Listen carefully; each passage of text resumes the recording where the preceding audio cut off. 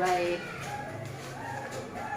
Saya datang untuk kita melakukan kegiatan pendampingan yang pertama, pendampingan individu yang pertama. Hari ini pertama saya datang ke sekolah ini bermaksud untuk melaksanakan yang menjadi tugas PP setelah kita melaksanakan lokakarya orientasi. Dari tadi mengatakan baik kabarnya, sehat ya, sehat. Selama melaksanakan kegiatan dari masih dalam kondisi sehat ya, luar biasa. Itu ya Tuhan, ya itu harus disyukuri ya Bu ya. Ini untuk pendampingan yang pertama ini Ibu. Jadi kita akan fokus pada 4 poin yang akan kita bicarakan, yaitu yang pertama diskusi tentang belajar daring itu sendiri tadi, lalu yang kedua refleksi penerapan perubahan kelas sesuai dengan ajaran atau pemikiran Ki Hajar Dewantara, yang ketiga diskusi pembuatan kerangka portofolio digital, yang terakhir adalah diskusi peta posisi diri dalam rencana pengembangan diri untuk kompetensi guru penggerak. Jadi Ibu sudah siap? Ya, kita santai tapi kita melakukannya dengan sesuai dengan apa yang seharusnya saja, gitu ya, santai saja. Baik. Adapun tujuan kenapa saya ada untuk yang bagian PP itu melakukan pendampingan individu itu, yang pertama itu mengembangkan diri sendiri dan juga guru lain dengan cara melakukan refleksi, berbagi dan kolaborasi. Jadi saya mendampingi Ibu selaku CGP, jadi untuk menerapkan hasil pembelajaran daring itu sendiri dan lokakarya orientasi yang sudah kita laksanakan. Terus yang kedua, memiliki kematangan moral, emosional, dan spiritual untuk berperilaku sesuai kode etik. Yang ketiga, merencanakan, menjalankan, merefleksikan, dan mengevaluasi pembelajaran yang berpusat pada peserta didik dan melibatkan orang. Itu poin-poin tujuannya. Jadi dalam hal ini saya akan memberi beberapa pertanyaan yang berkaitan dengan hal-hal yang sudah saya informasikan tadi. Yang pertama ini, pada saat Ibu melakukan pembelajaran daring dalam kurun waktu 1 bulan pertama, kira-kira yang telah dilakukan sebagai capaian selama 1 bulan pertama itu apa saja? Baik, terima kasih Ibu Astika. Selama pembelajaran daring ini yang saya ikuti adalah Zoom meeting bersama dengan fasilitator, instruktur, PP, dan juga teman-teman CGP. Yang berikut juga saya sudah mengisi LMS. Selain itu juga berkolaborasi dengan teman-teman CGP, juga sampai di sekolah. Saya berusaha untuk membagi apa yang saya dapat, yang tentunya membawa perubahan ke arah yang lebih baik. Luar biasa. Berarti dari manfaat untuk baru ikut pendidikannya ini daring selama 1 bulan saja sudah bisa dirasakan oleh Ibu sendiri. Luar biasa Ibu, saya salut bagaimana tidak semua kita itu mempunyai kesempatan menjadi CGP. Nah, kita ini bersyukur di situ. Bersyukur dan terima kasih. Saya berada di posisi sekarang ini. Saya bersyukur kepada Tuhan. Terus kira-kira apa dukungan dari sekolah bagaimana? Kalau dari sekolah ini dukungannya sekali. Pertama dari kepala sekolahnya itu sangat antusias, sangat mendukung saya dalam melancar mensukseskan kegiatan pelatihan program guru penggerak ini dengan memberikan beberapa fasilitas yang saya gunakan untuk kelancaran kegiatan ini. Untuk fasilitasnya tidak ada kendala buat saya. Terus dari teman-teman guru juga, teman-teman guru sangat mendukung saya dengan kolaborasi. Terus saya ini kan kurang terlalu itu ya, sedikit gaptek sih. Terus saya berusaha, saya menanya dan meminta bantuan mereka untuk membantu saya dalam penggunaan alat-alat elektronik, misalnya edit video, kalau PPT saya bisa bahkan siapnya bisa tetap meminta bantuan mereka untuk bekerjasama dengan saya demi tercapainya tujuan yang kemarin buat seperti itu. Ya, itu memang dukungan dari sekolah itu bagus, tidak hanya kepala sekolah tapi teman rekan-rekan guru saya.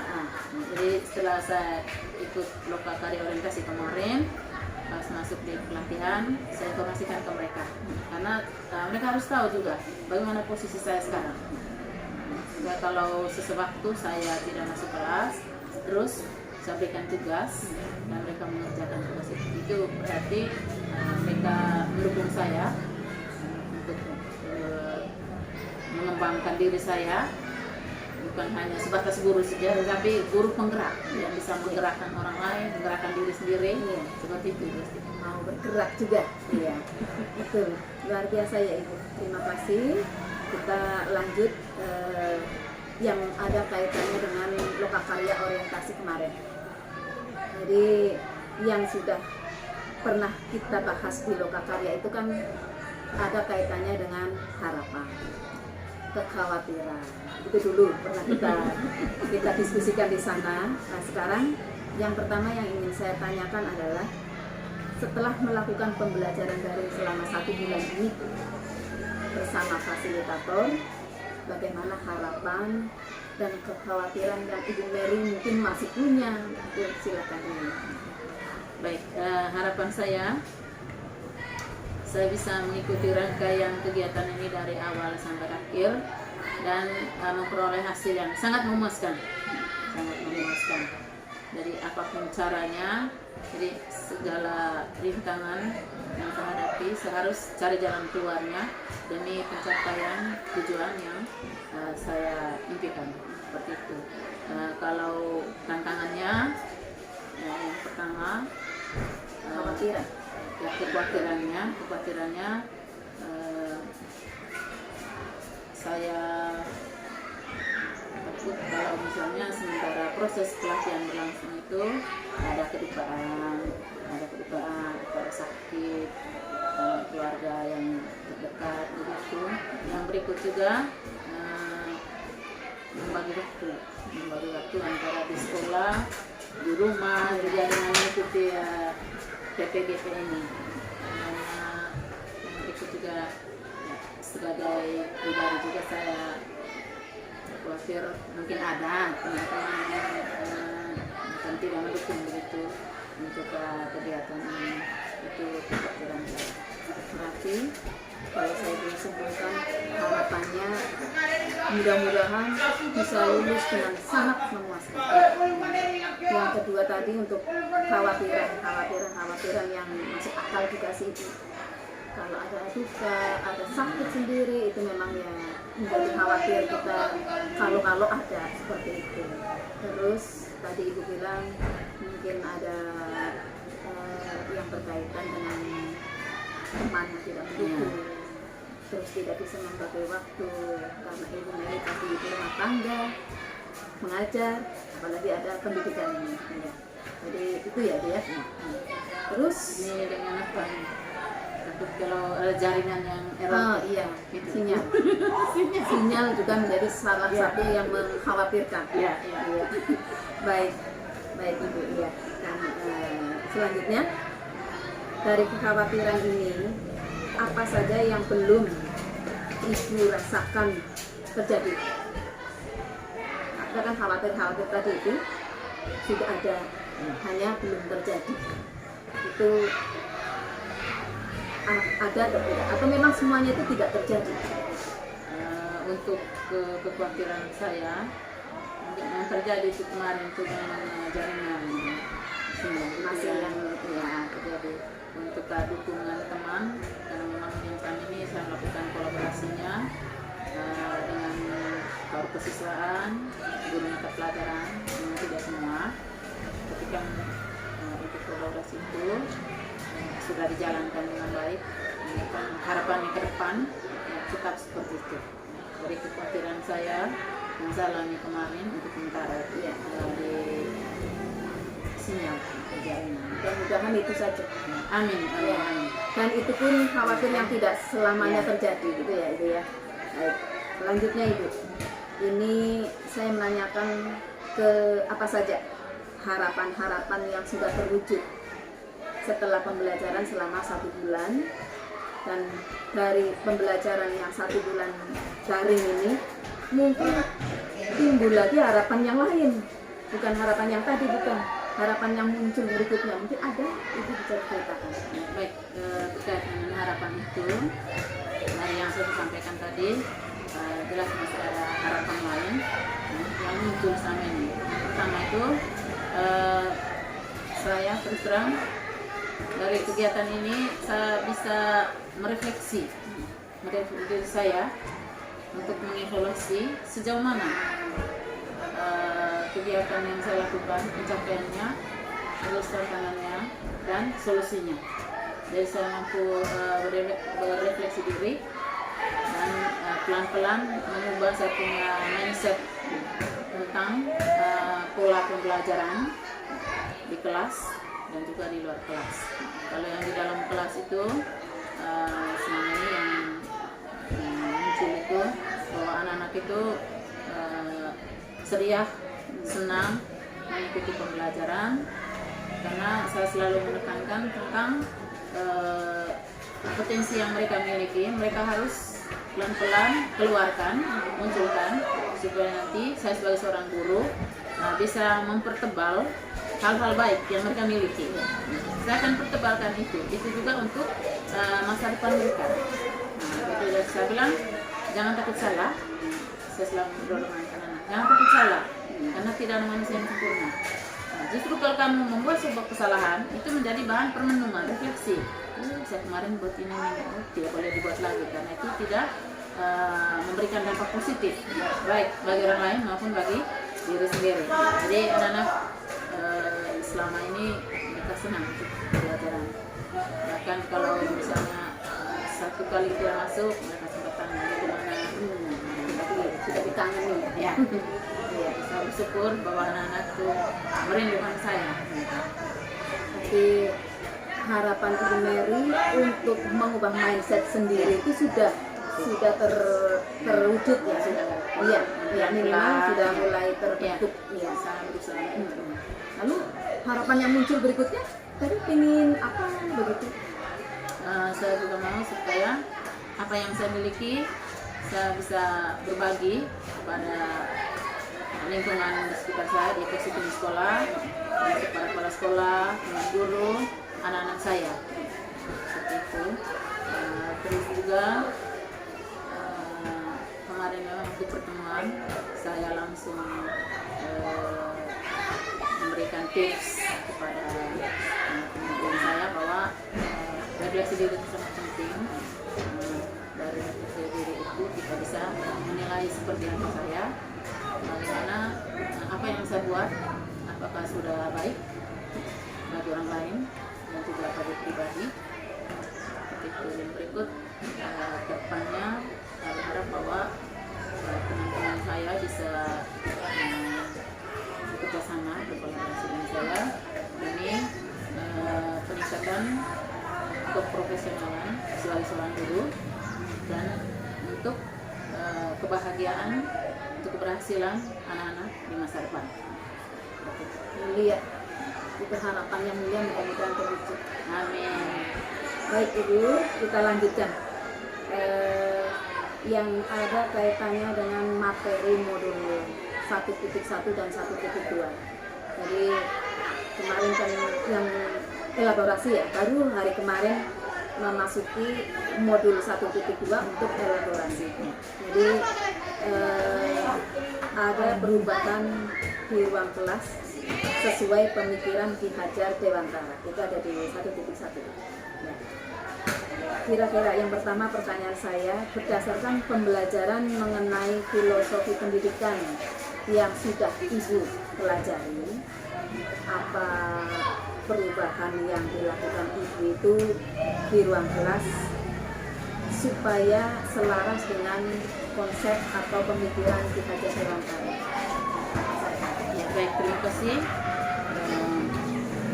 Setelah saya mengikuti pembelajaran di modul 1.1 kemarin, saya berusaha untuk memahami seperti apa menuntun anak, karena itu hal yang sangat penting untuk pertumbuhan jiwa dan raga mereka serta pola pikir mereka untuk masa depan mereka. Jadi yang saya terapkan selama ini bahwa sebelum mulai pembelajaran saya membuat kesepakatan kelas dengan anak. Dari kesepakatan kelas ini dibuat supaya menjadi acuan bahwa dalam proses pembelajaran ke depan ini yang kita laksanakan, tidak boleh di luar rel. Terus dari kesepakatan itu saya buat konsep. Di sini saya buat konsep kemarin ada 5. Selebihnya saya minta dari mereka. Bagaimana menurut kamu konsep ini? Ada yang perlu ditambahkan? Ada Ibu. Saya senang. Dalam hal ini bahwa saya memberikan kebebasan kepada mereka untuk mengemukakan apa yang mereka inginkan, apa yang mereka harapkan. Jadi selama ini kadang kita kan hanya dari gurunya saja. Kita egois, jadi tidak pernah memikirkan kebebasan anak. Jadi kebebasan berpendapat itu saya harus berikan seluas-luasnya kepada mereka supaya mereka juga tahu, oh saya punya potensi dalam hal ini. Jadi saya bilang jangan takut salah untuk menyampaikan apa yang menjadi tujuan kita. Seperti itu. Ya, berarti menerapkan pendidikan yang berpihak pada anak itu dengan memberi yang pertama melakukan praktek dengan kesepakatan kelas yang berpihak. Bagus Ibu. Ya. Yang berikutnya ini Bu, apa saja pembelajaran yang Bapak Ibu dapatkan dari modul filosofi pendidikan nasional Ki Hajar Dewantara yang mendorong Ibu melakukan perubahan itu? Ya. Jadi dari filosofi pendidikan KHD yang mendorong saya untuk melakukan itu tentang bagaimana mendidik anak dengan pola-pola pendekatan untuk kali itu dengan asah, asih, asuh. Yang berikut juga trilogi pendidikan Ki Hajar Dewantara. Dari depan memberikan teladan, di tengah memberikan semangat, beri kekuatan, dan dari belakang memberikan arah metodenya.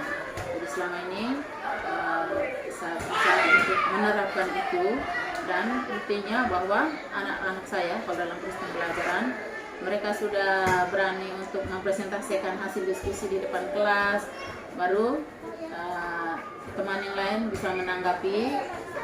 Dan yang terakhir, memang tidak semua tuh. Anak bisa membuat kesimpulan sederhana saja dari proses pembelajaran itu, bahwa yang kami dapat hari ini seperti itu. Saya bilang pokoknya kamu mengemukakan yang takut salah, itu saya beri kekuatan kamu, tidak boleh takut salah. Jadi penerapan filosofi pendidikan KHD itu saya sudah terapkan di kelas. Sedangkan di luar kelasnya saya melakukan kolaborasi dengan teman-teman. Kemarin yang mungkin Ibu bisa lihat tadi itu tentang buat pohon 5S. Karena saya pikir bahwa 5S ini tidak sulit untuk dijalan, tidak sulit, tergantung niat kita. Dalam 5S juga ini, mengapa saya ambil itu? Pertama karena ya, itu bisa menciptakan keakraban, edukasi kekeluargaan, habis itu kedamaian, cinta kasih di antara sesama dalam ekosistem sekolah ini di Lembaga Seni Sankis Pancasila. Dan juga kalau untuk senyum, menyapa, itu kan sederhana sekali. Di mana kita berada, ya, kita lakukan itu. Jadi di kelas-kelas sekarang mereka ada yang sudah buat itu ditempel tentang budaya 5S itu. Saya bilang itu harus dibuat apapun itu. Kalau memang kamu tidak bisa berkreasi seperti yang kamu buat selama ini, kan lomba hias kelas kemarin, baru sekali mereka buat. Bilang, kenapa kamu buat 5S ini tidak bisa? Mereka mungkin juga karena sekarang kan persiapan untuk ini kan mereka dulu ya, karena bawa kartu, sambal dari yang lain ke situ. Yang mengatur waktu sebaik mungkin supaya apa yang kita programkan itu dapat dilaksanakan dengan baik. Teori asa asik asuh yang dipadukan dengan trilogi pendidikan. Memang itulah akarnya, sangat terserap dalam kita ya dia sebagai pendidik. Kalau memang bisa diimplementasikan, baik. Bagus sekali usaha dari Ibu Mary. Yang selanjutnya ini, bagaimana respon peserta didiknya pada saat Ibu ya melakukan perubahan, kira-kira yang dilakukan Ibu itu membuat mereka itu ingin ada perubahan pastinya. Itu respon mereka perubahannya bentuknya seperti apa? Ya, baik. Untuk respon dari anak-anak, mereka merasa senang. Jadi dengan saya membuat kesepakatan di dalam kelas ya, itu macam mereka itu kira kita ini terikat oleh kesepakatan. Jadi mereka punya porsi untuk yang di luar rel itu sudah berkurang. Itu penilaian saya. Terus saya kalau beri pengumuman pagi, saya suruh mereka tersenyum dulu. Karena senyum itu apa namanya membuat kita lepas apa yang menjadi beban kita. Jadi kalau misalnya satu hari saya tidak beri pengumuman di situ, terus hari kedua ini nanti mereka bilang senyum Ibu senyum. Nah, jadi itu luapan perasaan kegembiraan yang mereka terapkan setelah saya membuat PON 5S itu salah satunya. Terus di dalam kelas juga mereka saling mengingatkan satu sama lain. Ingat itu kesepakatan kemarin begini. Menurut saya itu hal yang luar biasa yang anak-anak berikan atau dampaknya bagaimana setelah saya menerapkan pola-pola pembelajaran yang berpihak pada sistem. Ya. Jadi kalau saya bisa simpulkan untuk hal ini dari kesepakatan kelas yang mereka buat sendiri, akhirnya mereka sadar dengan sendirinya untuk melakukan apa yang sudah disepakati tanpa harus dipaksa oleh ibu gurunya ya kan begitu ya dia Walaupun belum maksimal ya, tidak masalah karena ini implementasi dari 1 bulan ini baru 1 bulan ini, jangan khawatir, pasti selanjutnya lebih baik lagi. Amin. Ya. Selanjutnya Ibu, untuk hal yang sudah baik sebagai perubahan yang Ibu buat ini, ada apa saja yang perlu diperbaiki ke depannya yang sudah dilakukan? Baik, dari hal baik yang memang perlu dirubah ke depan itu mungkin sosialisasi tentang apa yang saya dapat itu kepada lingkungan saya, ke teman-teman guru, pada anak saya, bahwa pendidikan itu dia tidak stabil, dia labil. Nah, labilnya seperti apa? Kita sendiri yang mengisi bagaimana pendidikan yang terbaik untuk kedepannya itu demi memenuhi tuntutan Merdeka Belajar sekarang yang mengarah ke profil pelajar Pancasila. Jadi elemen-elemen penting yang ada di profil pelajar Pancasila itu pelan-pelan kita terapkan agar anak-anak kita kedepannya mencapai suatu kebahagiaan baik sebagai individu maupun sebagai anggota masyarakat. yang saya ambil langsung mengena di pikiran saya itu pendidikan adalah labil, suatu yang labil itu. Ini baru saya dengar ini, luar biasa ini. Ya, betul juga ya apa yang disampaikan Ibu Mary ini. Jadi apapun yang kita lakukan, bagaimana mengarahkan mereka supaya yang jadinya labil berubah menjadi stabil, kan begitu ya Ibu ya. Ya. Terus, selanjutnya Ibu, luar biasa hebat. Perubahan konkret yang telah dilakukan di dalam kelas. Apakah sudah dituangkan dalam jurnal refleksi mingguan yang Ibu buat itu di aksi nyata modul 171? Baik, untuk perubahan konflik dalam kelas itu kemarin tanggal 3 Oktober bisa sempat memang sesuatu yang mungkin tidak diinginkan tapi ya situasional. Waktu itu saya di kelas 9D, jadi materinya waktu itu tentang pembarisan sifat pada makhluk hidup. Jadi pertama saya tawarkan mereka untuk mempelajari istilah-istilah yang digunakan dalam proses pembarisan sifat itu. Jadi waktu itu saya memberikan ada kurang lebih 9 istilah. Istilah itu saya minta kamu buat konsepnya. Sebenarnya ada yang kami buat konsep seperti apa. Selang waktu saya beri waktu 30 menit kamu diskusi. Masa hanya 2 jam pembelajaran sudah sebelum itu.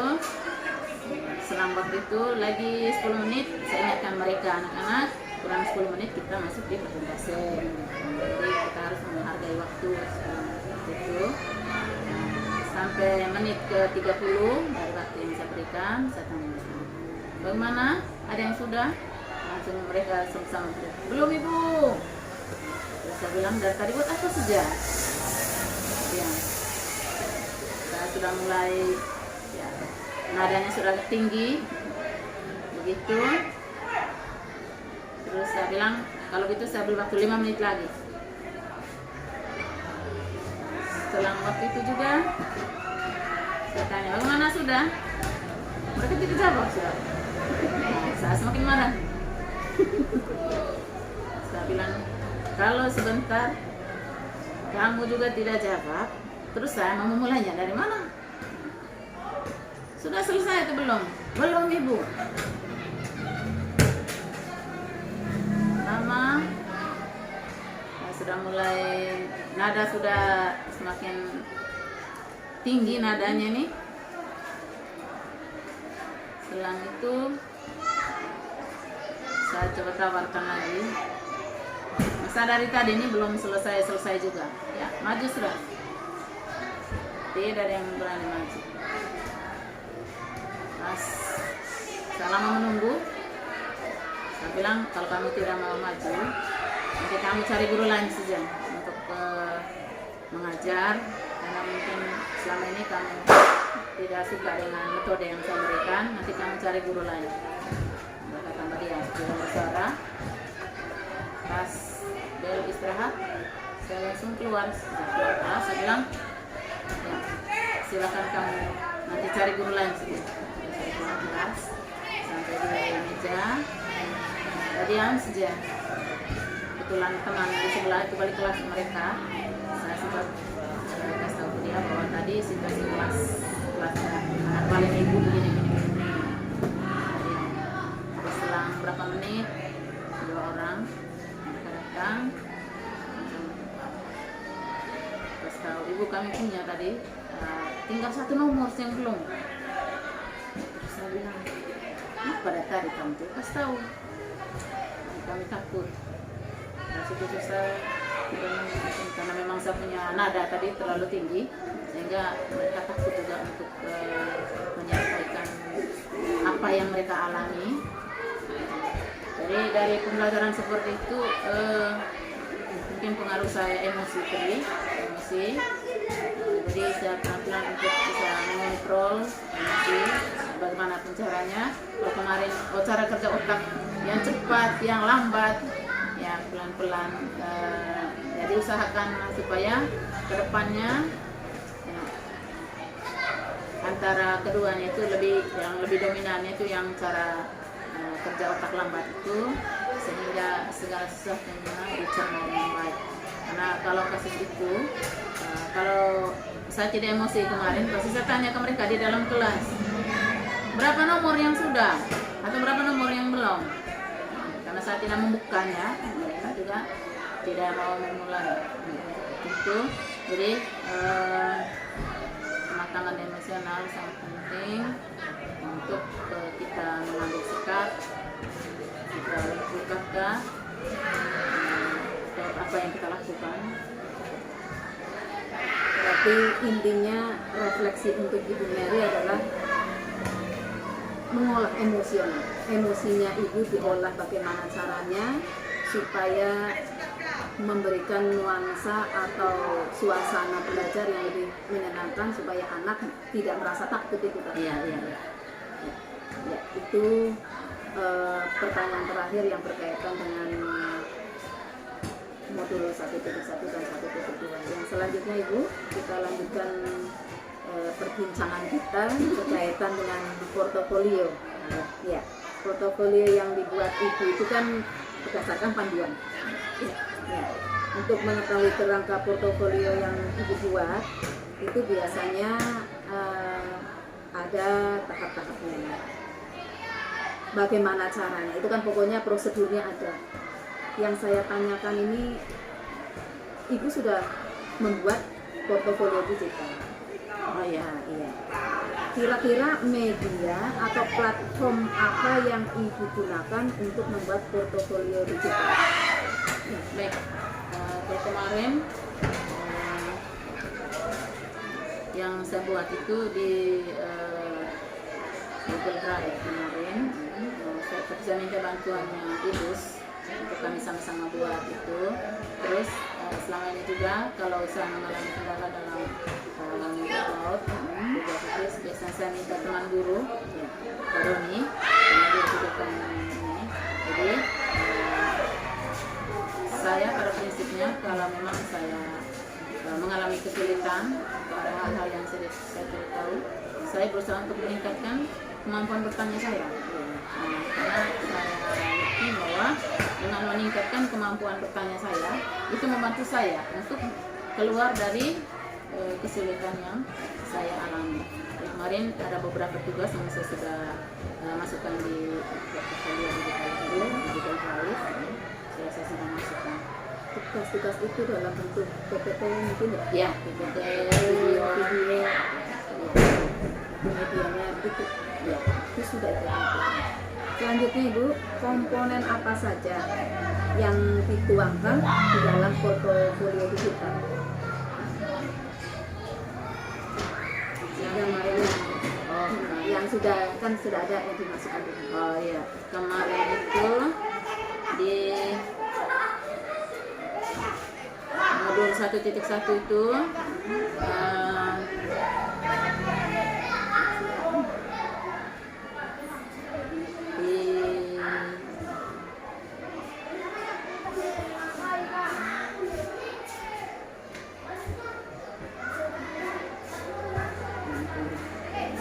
jadi ini yang saya masukkan di demonstrasi kontekstual, aksi nyata modul 1.1.a.9. Habis itu lampiran kesepakatan, habis itu koneksi antar materi, refleksi demi mingguan CGP, refleksi filosofi KHD. Habis itu tugas diskusi kelompok dengan yang buat surat itu kemarin. Surat ya itu. Berarti lengkap ya Bu ya, karena semua komponen itu berarti ada sesuatu yang luar biasa, makanya harus disimpan di portofolio kan begitu ya, sebagai hasil karya terbaik kan begitu ya. Yang terakhir masalah portofolio ini, seperti apa sih bentuk penyajian portofolio digital yang Ibu buat?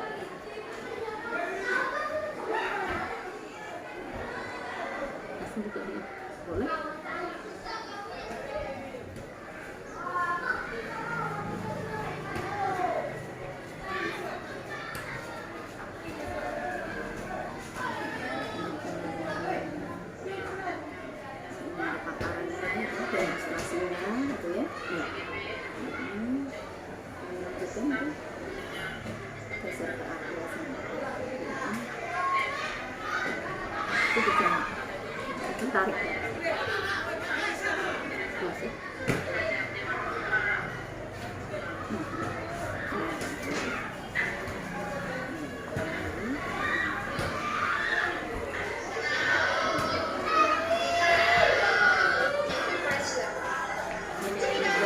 dia sendiri belajar kemarin.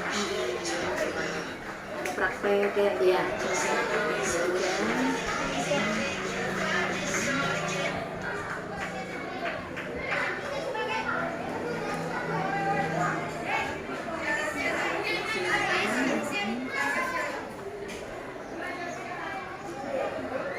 Iya. Ternyata memang mengumpulkan hal-hal yang kita lakukan yang menurut kita terbaik itu ada untungnya untuk kita, minimal oh ini bukti kalau kita sudah melakukan sesuatu ya Bu ya. Baik, Ibu Nuri, untuk pertanyaan berikutnya ini berkaitan dengan posisi diri, peta posisi diri dan rencana pengembangan diri dalam kompetensi diri Anda. Yang pertama pertanyaannya yaitu kompetensi apa sih yang Ibu punya yang sudah baik gitu kan? Ya baik. Sejauh ini kompetensi yang saya miliki adalah kompetensi kepribadian berkaitan dengan proses pembelajaran itu berpusat pada peserta didik yang berikut kemandirian, kolaborasi, inovatif. Jadi yang paling menonjol yang saya lakukan selama ini adalah penerapan pendidikan itu berpusat pada murid. Kenapa saya memilih itu? Karena seorang murid itu adalah anak yang perlu dituntun secara maksimal sesuai dengan kodratnya, baik kodrat alam maupun kodrat zamannya, yang berikut anak-anak itu sebenarnya punya potensi. Nah, bagaimana supaya potensi yang ada pada anak-anak itu bisa keluar? Tentunya saya sebagai seorang guru punya kewajiban untuk menggali lebih banyak dari mereka supaya apa yang terbaik dari mereka yang belum muncul, seperti ibarat gunung es kemarin kan. Jadi yang ada di permukaan itu cuma 12%, sedangkan yang pada di kotak hitam itu 88%. Saya sempat kemarin ngomong itu yang perlu kita genjot ini ke depan. Bagaimana supaya yang 12% di permukaan itu ditambah lagi. Jadi jangan tindak terus di bawah permukaan kotak hitam adalah 88%. Saya sempat karena saya berpikir bahwa anak-anak itu tidak bodoh. Nah, bagaimana supaya kita mengetahui kira-kira potensi apa yang mereka miliki? Nah, di sini kami ada kegiatan ekstra banyak itu. Jadi suruh anak-anak memilih kira-kira arahnya bakat yang dia paling dominan yang ada pada dirinya itu, baik mentalnya, sikapnya, terutama kita gali pelan-pelan.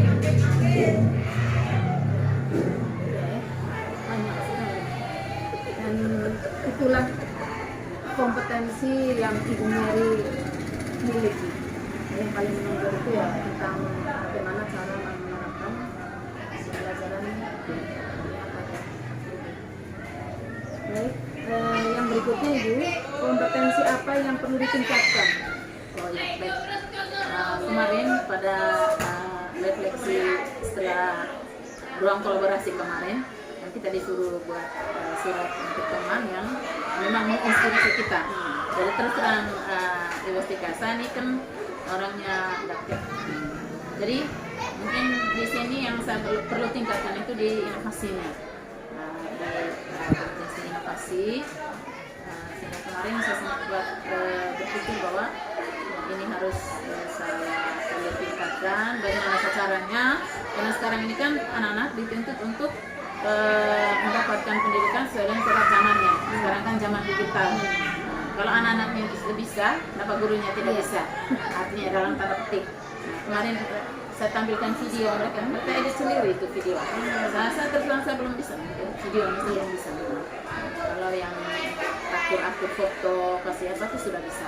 Jadi edit video belum. Tapi bagaimana caranya? Jadi saya bilang saya harus meningkatkan kemampuan bertanya saya. Nah, saya bilang Roni atau Idus begini, bantu saya dulu. Puji Tuhan untuk sampai saat ini, untuk urusan ini lancar-lancar dari tahun ke depan, semuanya lancar-lancar sampai di bulan Juli tahun 2023. Iya. Jadi di kompetisi inovasi yang saya pernah ikut kemarin, saya buat surat untuk pasang saya buat surat pasang karena saya lihat karena kemarin ditampilkan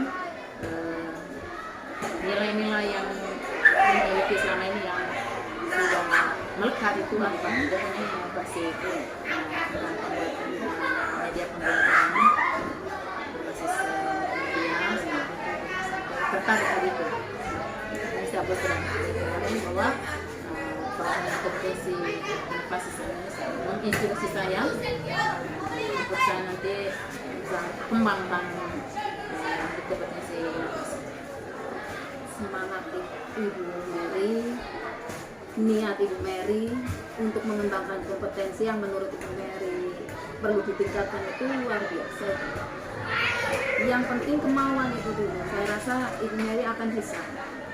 Pasti bisa dengan segala usaha yang sekarang menurut Ibu Mary saja masih belum bisa menyelesaikan tagihan dengan lancar, apalagi kalau sudah bisa sendiri.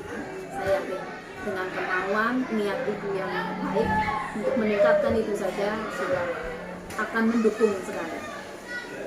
Mudah-mudahan berarti untuk tagihan-tagihan dari tugas selama ini yang bisa dibantu oleh orang lain nanti bisa dilakukan sendiri, kan begitu ya. Baik, Ibu Mary, ini untuk bagian inti kegiatan kita itu sudah. Jadi hanya sampai pada bagaimana kita menggunakan diri kita, memposisikan diri kita itu ya, supaya bisa mengikuti segala yang kita lakukan, yang kita jalani ini sesuai dengan kompetensi kita. Lalu yang paling akhir, jadi setelah ada Ibu mengetahui adanya umpan balik dari itu tadi, apakah ada perubahan rencana? Ibu mungkin punya rencana ke depannya, kira-kira apa saja yang perlu diubah? Dari pengalaman yang ini, yang jelas saya sebagai orang yang mau maju, jadi saya berusaha untuk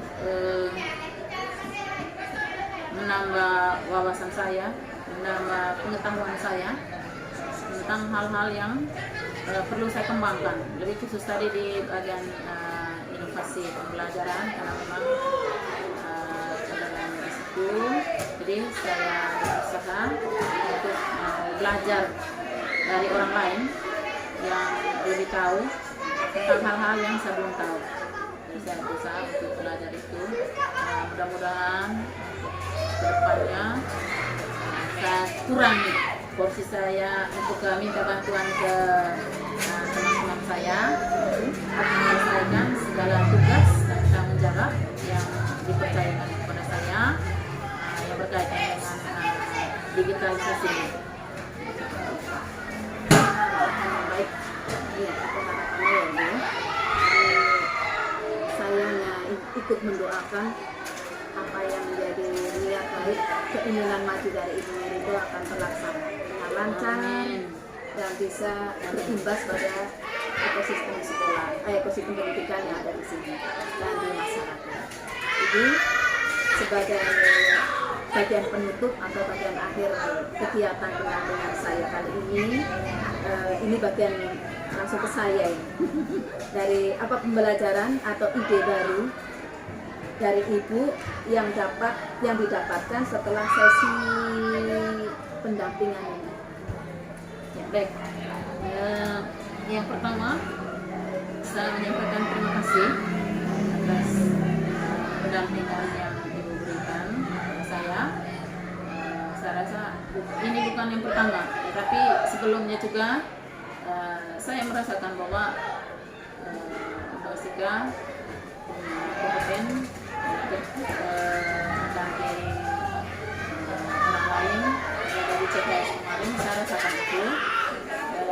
Jadi saya berterima kasih yang sebesar-besar, yang setinggi-tingginya, karena ibu sudah mendampingi saya, memberikan masukan-masukan, walaupun cuman berapa kata saja, tapi saya mengerti bahwa itu adalah semuanya punya makna untuk saya. Harapan saya bahwa kedepannya ibu jangan bosan untuk mendengarkan keluhan saya demi tercapainya apa yang saya impikan. Itu saya berterima kasih sekali untuk pertemuannya. Baiklah, Kami pastikan sehat terus. amin. Itu mudah kita juga, Ibu Mary juga. Jadi ide baru dari Ibu atas pendampingan kita kali ini ya. Nanti harapan semakin saya ya, untuk menjadi orang yang lebih sukses lagi, karena saya tahu Ibu Mary juga. Jadi apa yang Ibu Mary cita-citakan itu pokoknya harapan yang sama juga untuk orang lain, pastinya supaya bisa terlaksana. Terus kira-kira ini yang sudah apa saja yang sudah baik dan yang perlu diperbaiki dari pendampingan ini dari saya, yang perlu diperbaiki untuk pendampingan yang akan datang. Baik. Kalau mau omong baik, sudah baik sekali. Sudah baik sekali. Jadi ya, untuk kedepannya saya minta supaya koordinasinya lebih maksimal. Terus seperti yang saya sampaikan tadi, ya, ibu jangan bosanlah mendengar. Kalau biasanya saya WA kadang tengah malam, kadang mungkin ibu masih istirahat, masih berdoa dan lain sebagainya, masih ada kerja, tapi saya WA kalau ada sesuatu yang tidak beres. Jadi dan mungkin itu harapan saya. Jadi ibu jangan pernah bosan untuk mendengar apapun keluhan saya sebagai CDP yang dinampingi oleh Ibu Stika. Secara keseluruhan menurut saya ini sudah maksimal sekali, tapi karena diberi waktu untuk yang lebih baik lagi ya, Supaya lebih baik ya. Terima kasih Ibu Mary. Karena memang ya kita harus kolaborasi yang pasti itu.